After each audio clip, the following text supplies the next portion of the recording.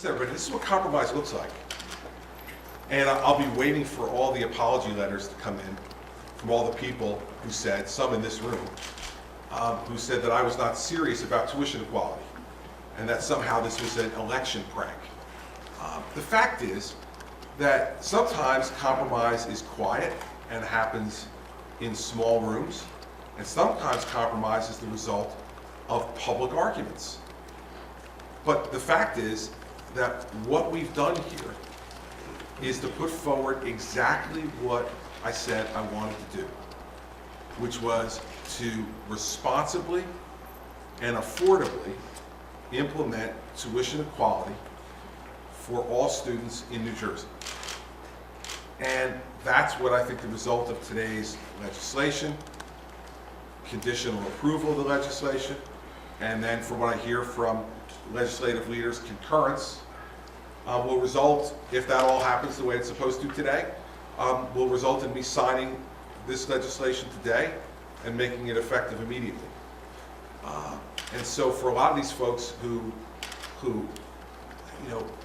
put onto me political motives for this, I hope you're going to write it differently now. Because what I was trying to do all along was get to what I promised, which was tuition equality. I didn't promise tuition assistance grants and financial aid. I promised tuition equality. And the bill that will be approved into law today, I hope, is exactly what that will be. And this is what compromise looks like. Sometimes it's quiet, sometimes it's loud, but you can do both at the same time. You can have public arguments about a particular piece of legislation or policy position, and at the same time be having quiet, private conversations where you say, how are we going to bring people together to get this done? But here's the most important thing. The most important thing is for these young men and women in our state who we have invested hundreds of thousands of dollars in their K-12 education, we're now going to give them an opportunity in an affordable way to be able to continue their education. And if they do, that's going to be to the benefit, first and foremost, of themselves. Secondly, to their families. And third, to the family of New Jersey, who will benefit from a more educated workforce to meet the challenges of the global economy. All those are good things.